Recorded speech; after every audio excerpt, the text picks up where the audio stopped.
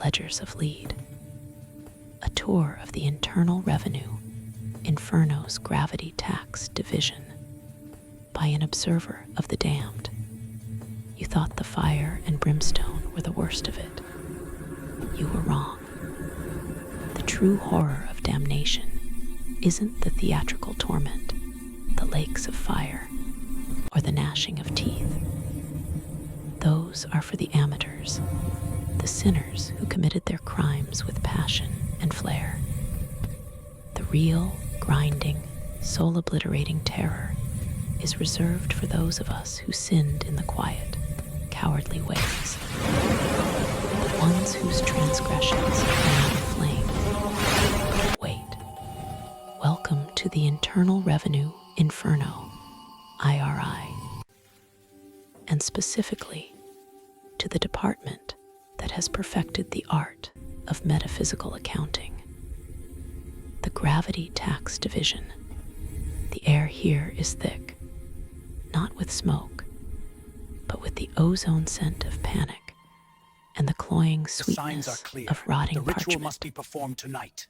It's a cathedral of bureaucracy, The signs are a clear. space so The ritual vast must be the ceiling performed is tonight. lost in a perpetual, flickering gloom lit by the sickly green glow of malfunctioning dials and the frantic sparks of overworked adding machines. The sound is a symphony of damnation, the endless, percussive thump-thump-thump of rubber stamps sealing fates, the high-speed whir of pneumatic tubes carrying soul debts to and from the central mainframe, the shrill, tearing sound of reality being stapled, and beneath it all, a low, constant, groaning crunch. That last sound is the point of it all.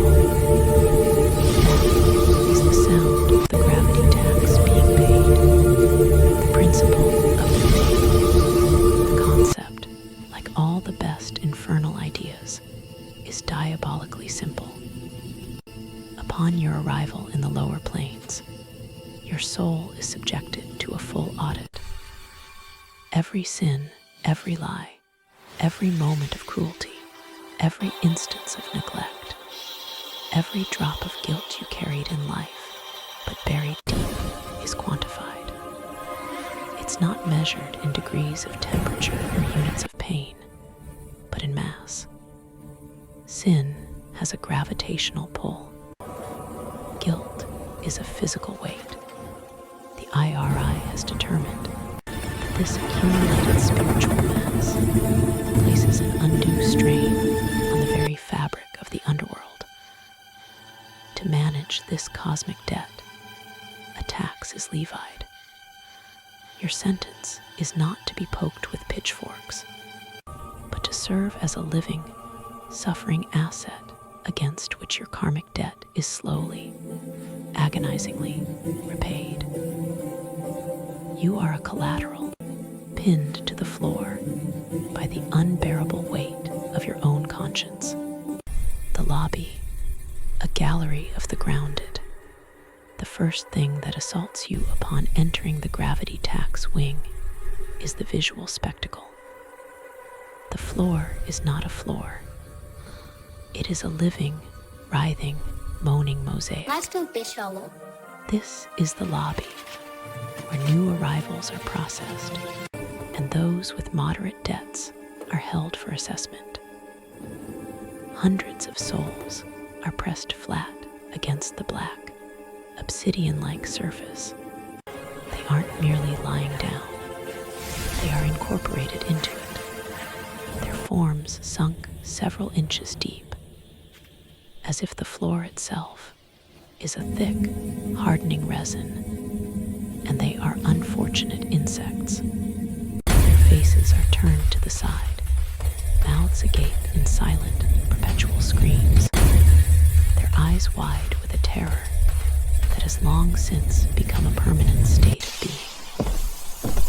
You can see the fine details, the stitching on a man's jacket, the pattern on a woman's dress, the terrified curl of a child's fingers, all rendered in bas relief.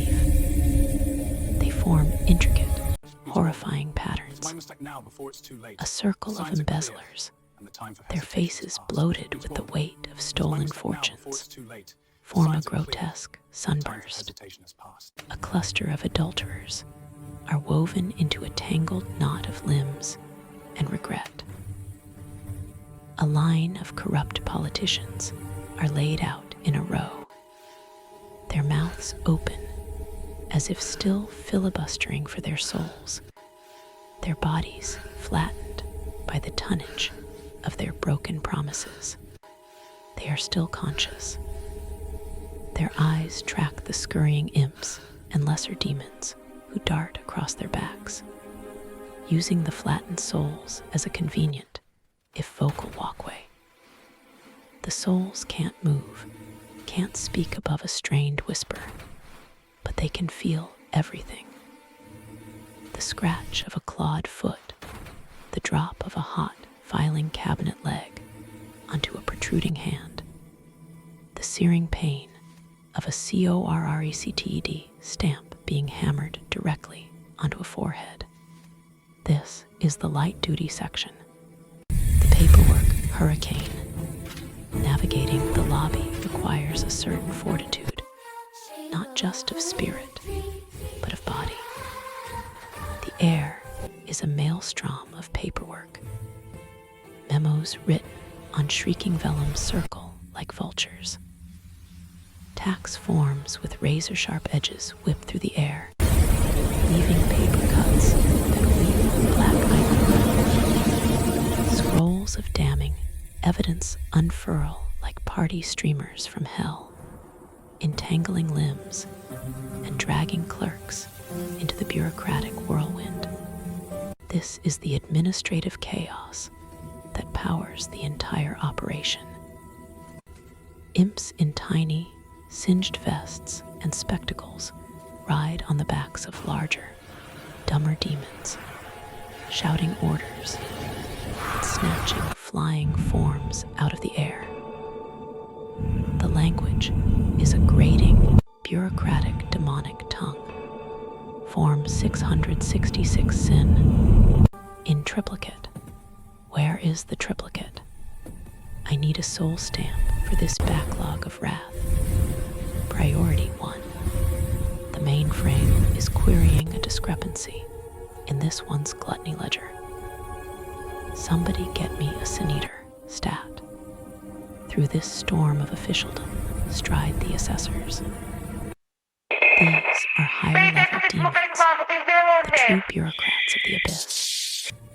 They look like gaunt, stretched-out humans in pinstripe suits that have been fused to their bodies, the fabric looking more like a second, ashen skin. Their faces are elongated, their eyes hidden behind glowing green lenses that constantly scroll with data. They carry ledgers of lead, thick, metal-bound books that are chained to their wrists. The weight of these ledgers is so immense that the assessors themselves walk with a slight, permanent stoop, their own shoulders bearing the cumulative guilt of the thousands of souls under their purview. An assessor will stop at a newly arrived soul, a man who was a slumlord in life. The demon doesn't even look at the man's terrified face. He simply flips open his ledger, and a long, prehensile finger tipped with a sharp, inky nail traces a line of text. Subject 74811 B. Mortimer Finch. The assessor's voice is the sound of grinding gears and collapsing file cabinets. Primary sin, avarice, subcategory. Negligent homicide via structural collapse. 37 counts. Secondary sins, petty theft, perjury, general apathy. Cumulative guilt mass, 4.7 standard Hellstone units. He produces a long, cruel-looking stamp from within his coat. It's made of black iron and glows with the malevolent red heat. Tax liability, indefinite. Payment method, gravitational anchoring. Thumping, the stamp comes down on Mortimer's back. There is a sizzling sound and a scream that is instantly choked off as the man is driven another inch into the floor. His body visibly compresses, his outline becoming sharper, more defined against the dark surface. He has become part of the Dacre, a permanent fixture. The deep vaults, where gravity sings. If the lobby is a gallery, the deep vaults are the mass graves. This is where the heavy hitters are sent. The war criminals, the genocidal dictators, the architects of systemic suffering. The serial killers, whose body counts are in the triple digits. Their guilt mass is so astronomically high that they cannot be left in general population. Their gravitational pull would disrupt the delicate bureaucratic ecosystem of the lobby. To reach the vaults, one must take a lift that groans under a weight it was never meant to bear.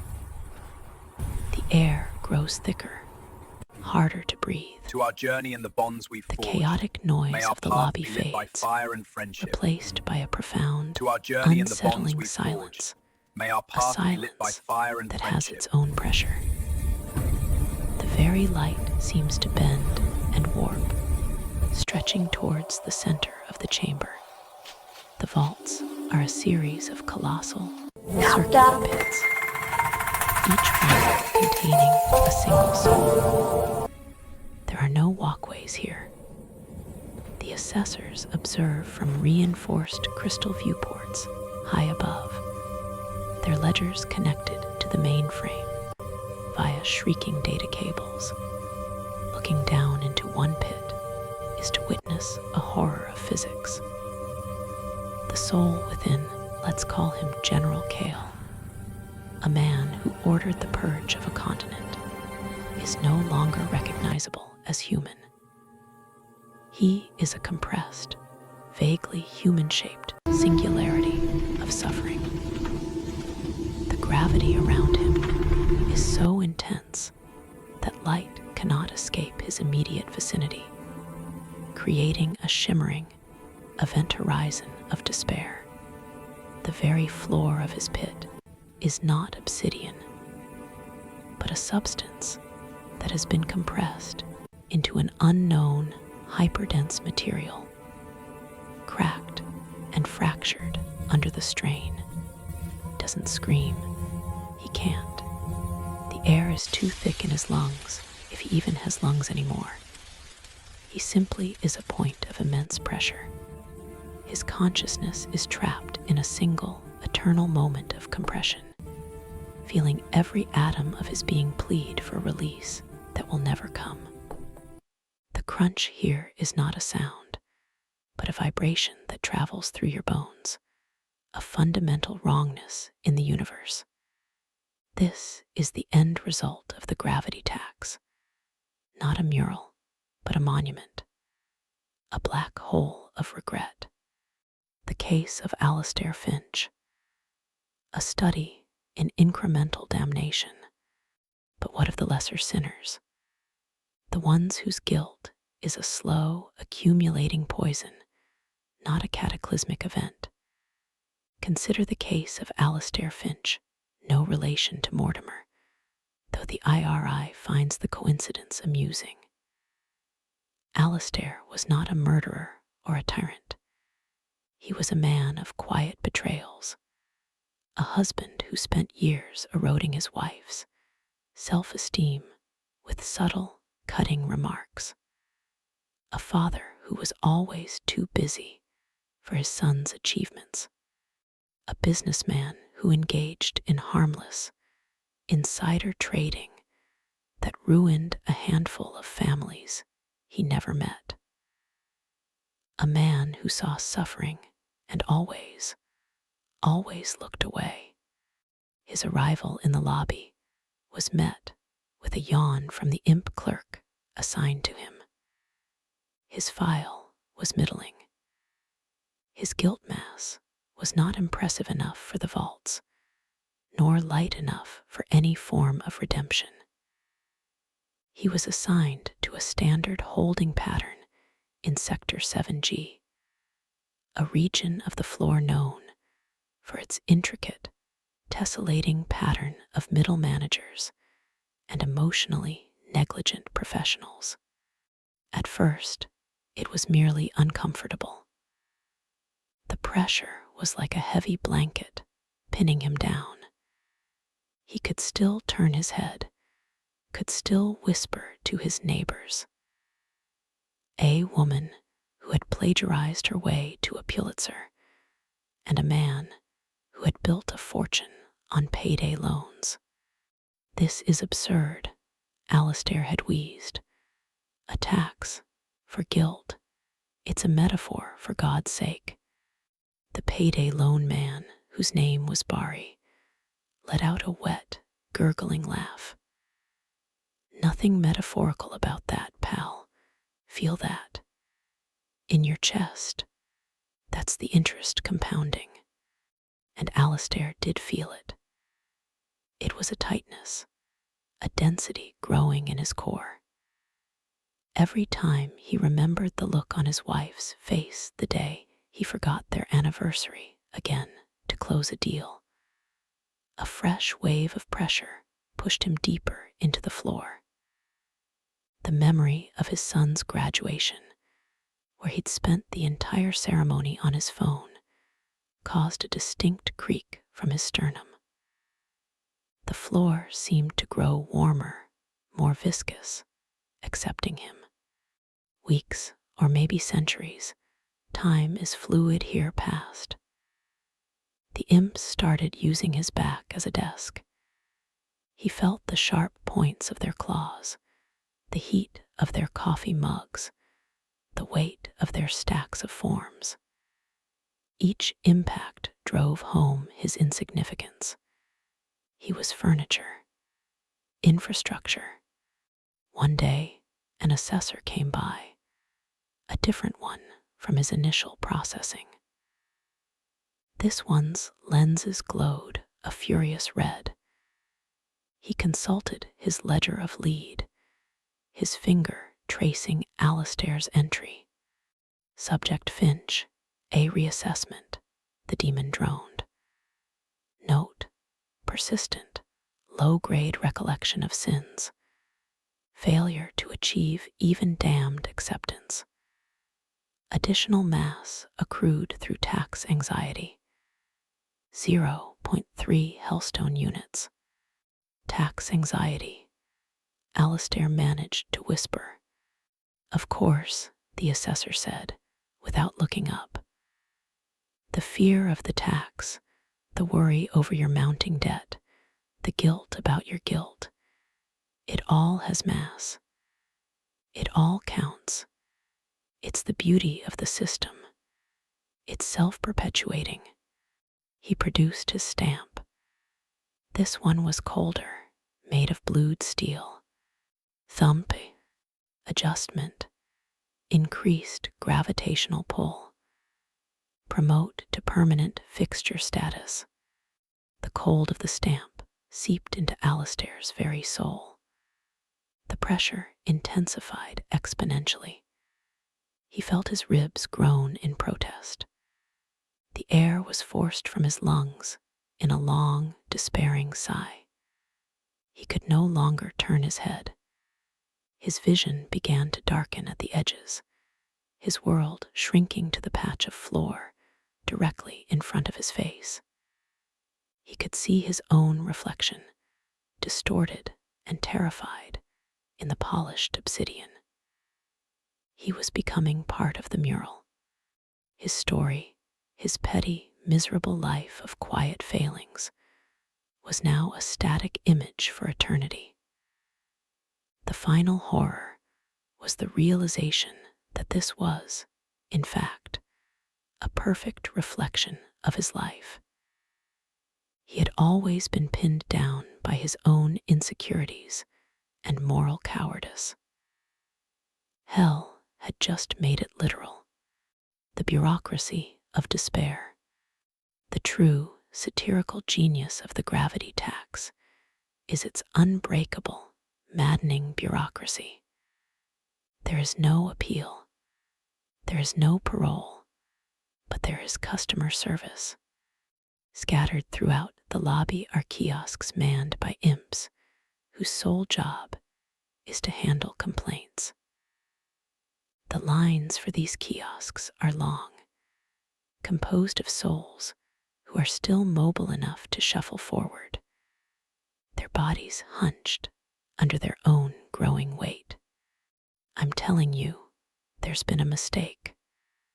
A woman shrieks, her body already starting to list to one side. I was a philanthropist. I donated millions.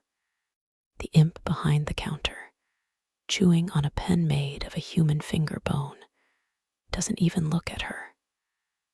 According to our records, Subject 221C, your donations were a front for a massive tax evasion and money laundering scheme. The self-aggrandizement mass from your publicity stunts alone added 1.2 units. Next, a man in a tattered business suit slams a fist on the counter, a gesture that seems to cost him dearly as he wheezes in pain. I want to speak to a manager. This is inhumane. The imp points a claw to a sign above his head. It reads, in a dozen infernal and mortal languages, "You are no longer human. Management does not care. Have a damned good day." The most common request is for a reassessment hearing. This is a trap. The process of applying for a hearing involves filling out Form 991 Despair, a document so complex and contradictory that the very act of attempting to comprehend it generates fresh guilt mass from the applicant's frustration and futility. Most souls give up halfway through, their shoulders slumping further, their feet sinking another millimeter into the floor. Those who miraculously complete it are given a hearing date. In 10,000 years, the stapled and the filed, not all souls in the division are floor decorations. Some are put to more active use. Those with sins of a particularly binding or adhesive nature, gossips, blackmailers, souls who clung too tightly to loved ones and smothered them, are often used as living office supplies. You will see souls stapled to the sides of filing cabinets, their bodies acting as binding for particularly heavy case files.